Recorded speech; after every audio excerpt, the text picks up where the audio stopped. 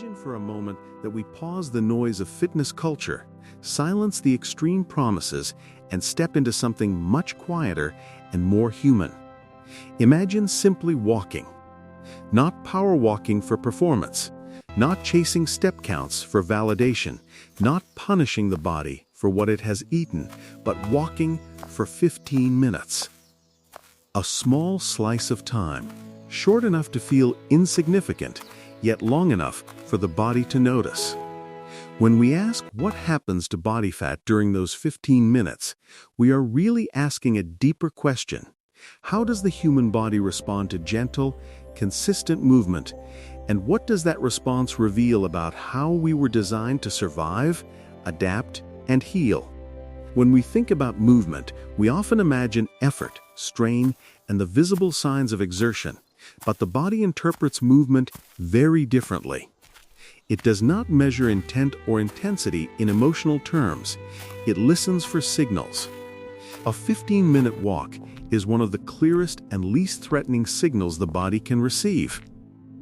The moment walking begins, the nervous system registers a change in demand without sensing danger.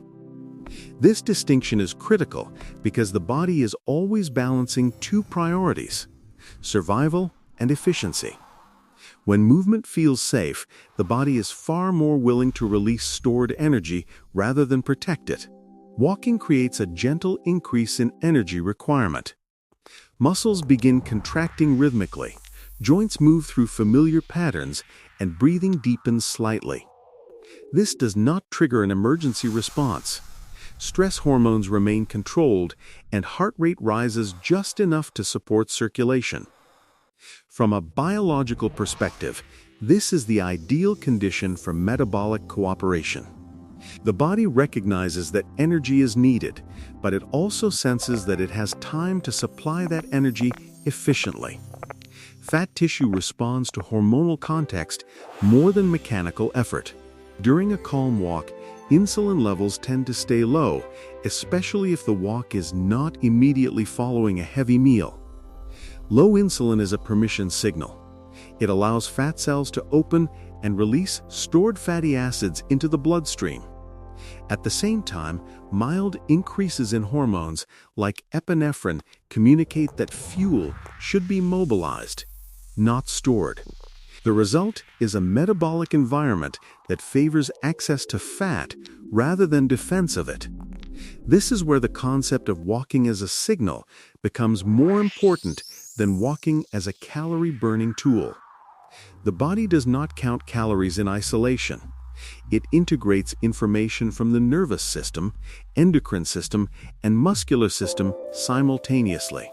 A walk tells the body that movement is part of daily life, not a threat that requires compensation. In contrast, intense or stressful exercise can sometimes signal danger, leading the body to conserve energy afterward through increased hunger or reduced metabolic output. The muscles involved in walking are particularly well suited for fat use. Slow twitch muscle fibers dominate during low-intensity movement. These fibers are rich in mitochondria and designed for endurance rather than speed. When they are activated regularly, they become more efficient at pulling fatty acids out of the bloodstream and oxidizing them for energy. This efficiency does not disappear when the walk ends. It subtly raises the body's baseline ability to use fat throughout the day. Walking also sends an important message to the brain. The rhythmic nature of walking has a calming effect on neural circuits involved in stress and emotional regulation. As stress perception decreases, cortisol levels often follow. Cortisol is a hormone deeply connected to fat storage, particularly in the abdominal region. When cortisol remains elevated for long periods, fat cells become more resistant to releasing energy. A short walk acts as a nervous system reset, reducing the background noise that interferes with healthy fat metabolism. Another layer of signaling occurs at the level of blood sugar control. During walking, muscles increase glucose uptake independently of insulin. This means that sugar is cleared from the bloodstream without forcing the body into a storage mindset. Over time, this improves insulin sensitivity, making future nutrient handling more efficient. A body that handles glucose well is a body that does not need to overstore fat as a protective measure. The simplicity of a 15-minute walk also matters psychologically. Because it does not demand extreme effort, it does not provoke resistance or fear. This increases consistency.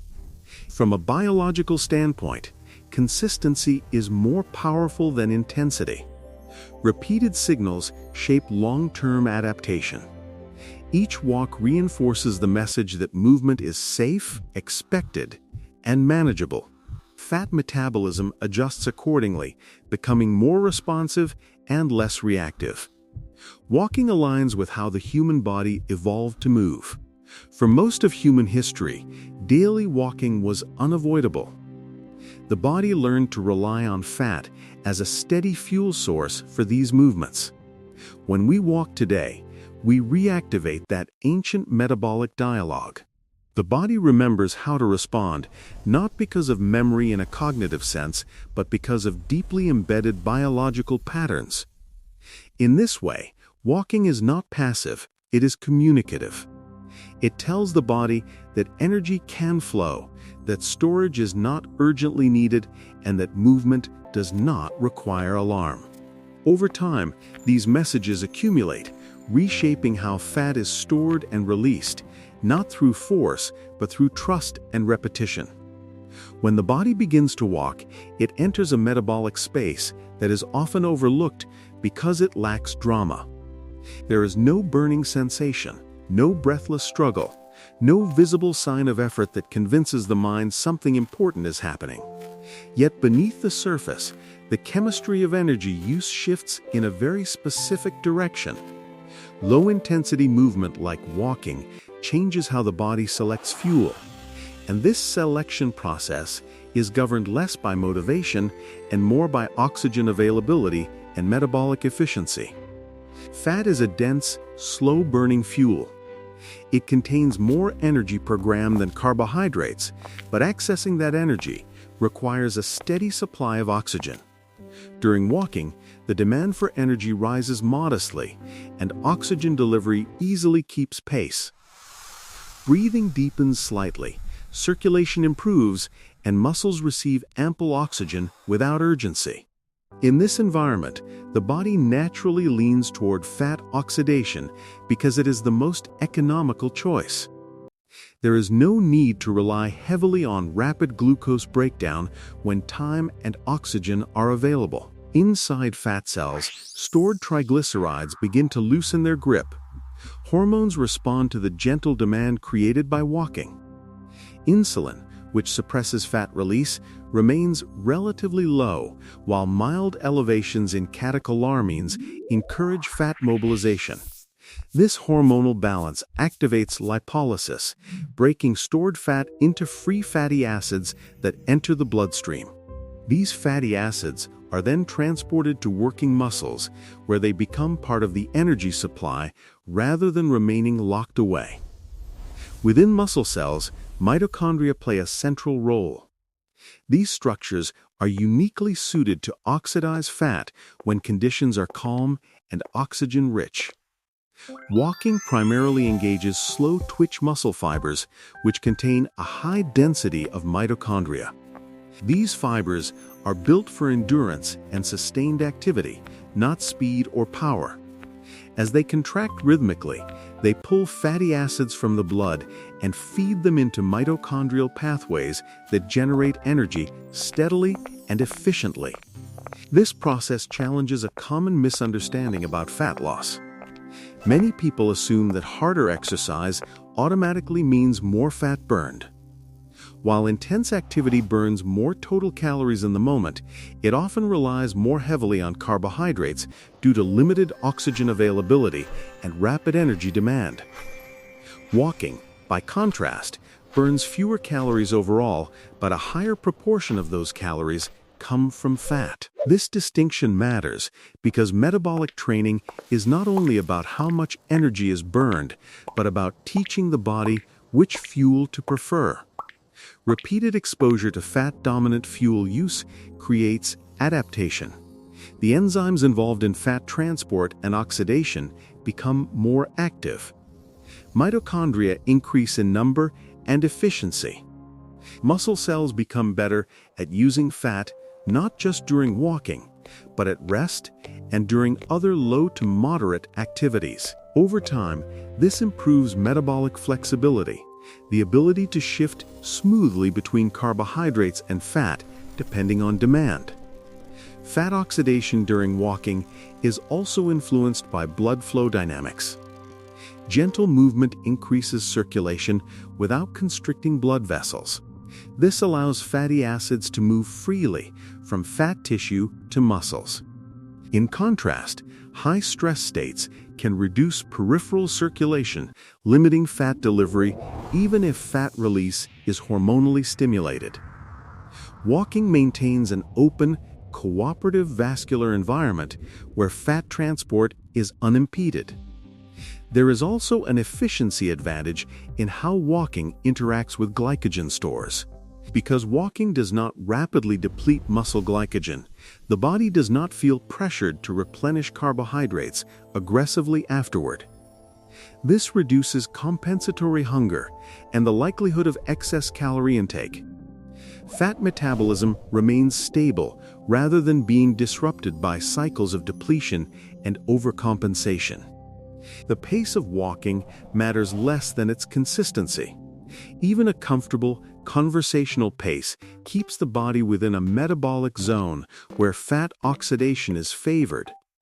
This makes walking accessible across ages, fitness levels, and body types. The body does not require perfection or optimization to engage fat metabolism. It responds to the simple presence of movement performed without stress. Over time, the cumulative effect of fat-favored energy use during walking reshapes the metabolic landscape. Fat cells become more responsive to release signals. Muscles become more efficient at using fat. Hormonal fluctuations become less extreme. These changes do not announce themselves loudly, but they persist. Walking demonstrates that fat loss is not always about pushing harder. Sometimes it is about creating the right conditions and allowing the body to choose wisely. In a low-intensity, oxygen-rich state, the body reveals its preference for fat as a steady fuel, reinforcing a metabolic pattern that supports long-term balance rather than short-term exhaustion. Fat release in the human body is governed less by how hard we push and more by the internal hormonal climate in which that effort occurs. The body is not persuaded by intensity alone. It responds to signals of safety, availability, and balance. Walking, particularly at a relaxed pace, subtly reshapes this hormonal environment in ways that make fat release more likely rather than more difficult. Insulin plays a central role in this process. Its primary function is to move nutrients out of the bloodstream and into cells, either for immediate use or storage. When insulin levels remain elevated, fat cells receive a clear instruction to hold on to stored energy. Even if calories are burned through activity, high insulin can block fat release. Walking helps regulate insulin not by exhausting the body, but by improving how sensitive tissues are to it. As muscles contract, they absorb glucose directly, reducing the need for insulin to perform that task. Over time, this lowers baseline insulin levels and opens the metabolic door for fat to be mobilized more freely. Cortisol adds another layer of complexity.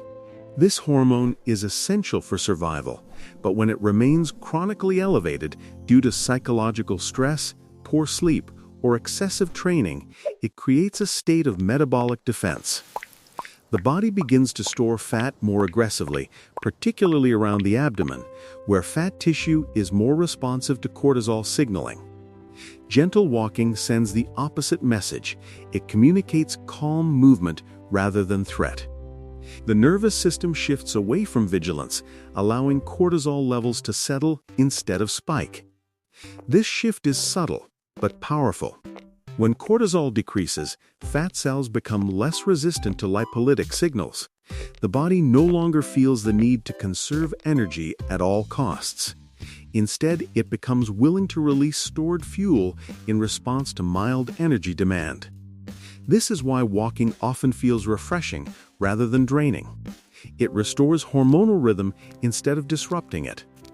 Walking also influences hormones related to appetite and satiety. Leptin, which signals energy sufficiency, and ghrelin, which signals hunger, are both affected by stress and sleep. High stress can distort these signals, leading to persistent hunger even when energy stores are ample. By lowering stress and improving mood, walking helps normalize these hormonal cues. Appetite becomes more aligned with actual energy needs rather than emotional or hormonal noise. Another important aspect of hormonal balance is inflammation. Chronic low-grade inflammation interferes with insulin signaling and fat metabolism. Walking acts as a mild anti-inflammatory stimulus. It increases circulation, enhances immune regulation, and reduces inflammatory markers over time.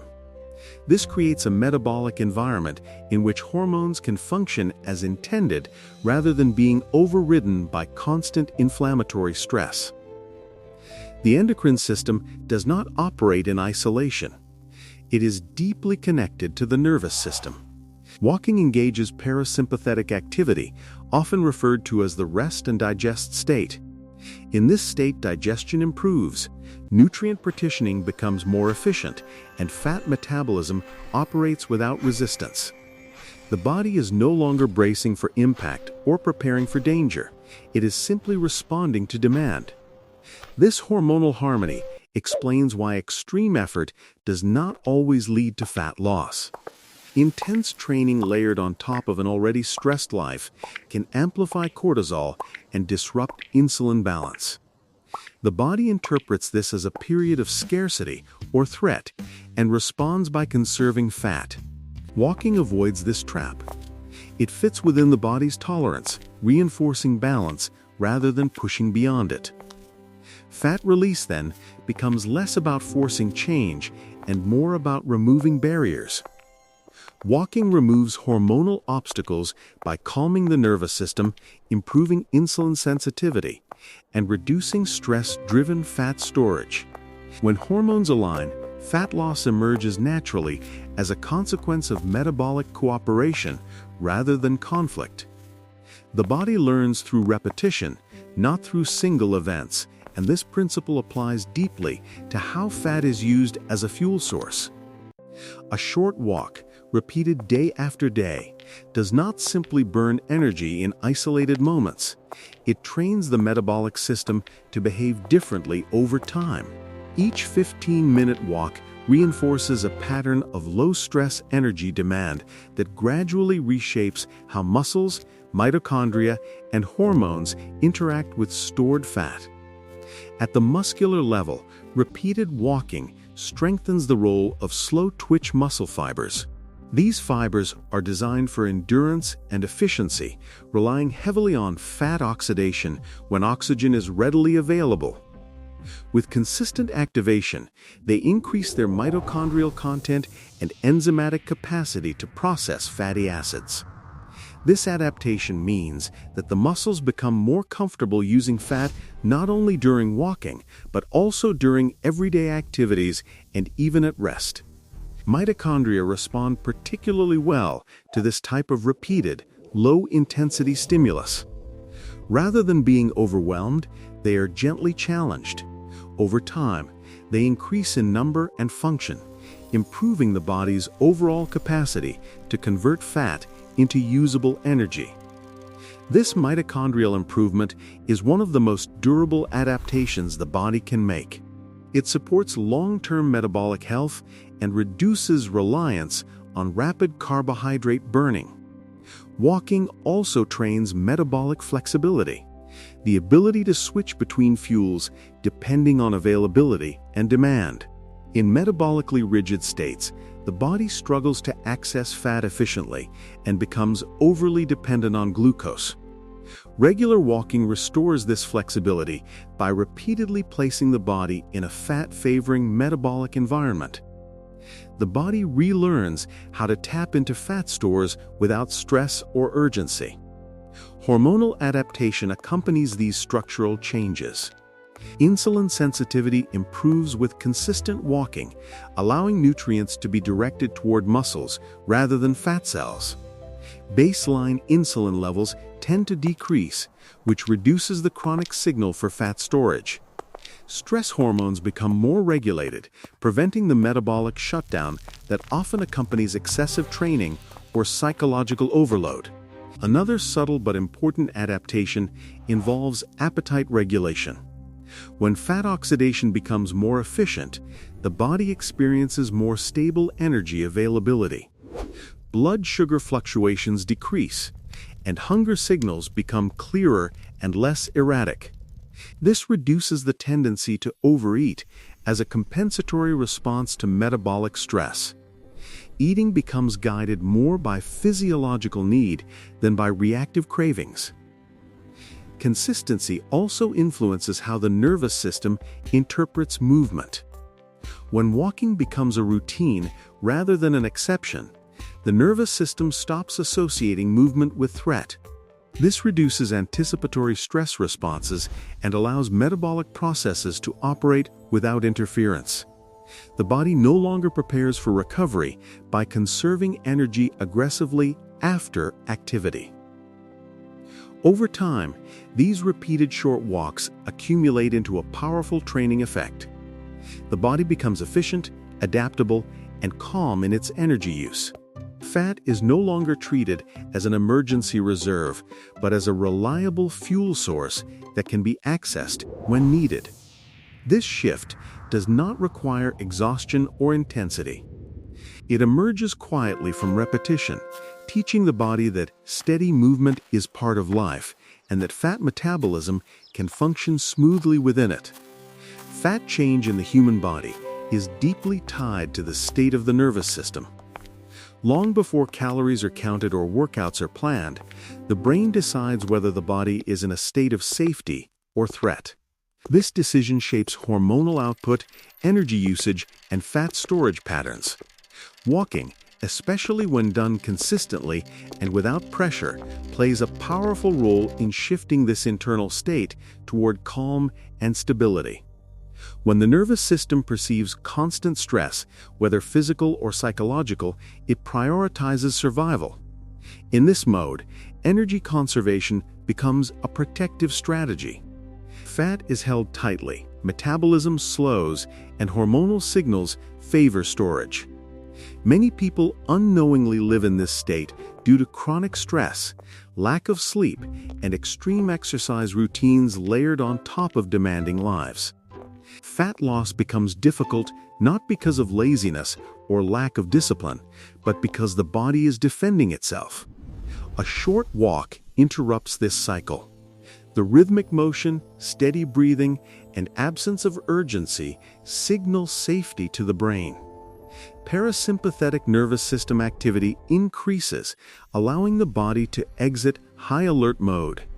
In this calmer state, digestion improves, circulation becomes more efficient, and hormonal communication stabilizes. Fat cells, no longer receiving emergency signals, become more responsive to normal energy demands. Consistency is essential because the nervous system learns through pattern recognition. A single walk may provide temporary relief, but repeated walks create a new baseline. The brain begins to expect regular periods of calm movement.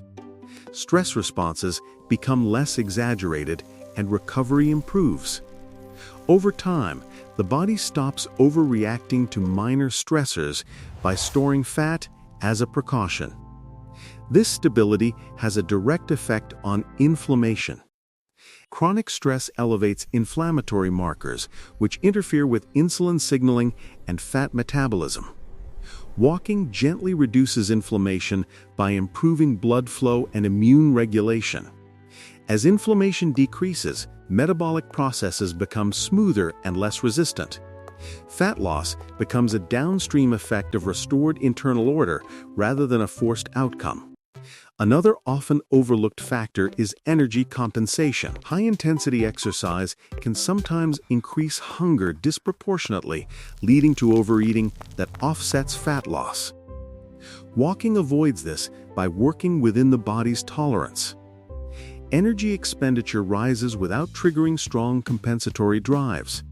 This allows fat reduction to occur gradually without constant internal conflict. The emotional relationship with movement also changes. Walking does not demand willpower in the same way extreme exercise does.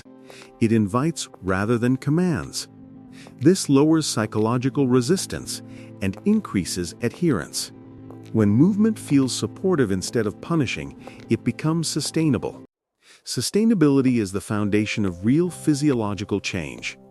Over time, the combination of nervous system calm, hormonal balance, and metabolic efficiency creates an environment where fat loss is no longer a struggle. The body releases fat not because it is forced, but because it no longer feels the need to protect it. This process is quiet and gradual, often going unnoticed until the cumulative effect becomes visible. Walking demonstrates that the path to fat change does not always run through intensity or suffering. Sometimes it flows through safety, repetition, and trust in the body's natural intelligence.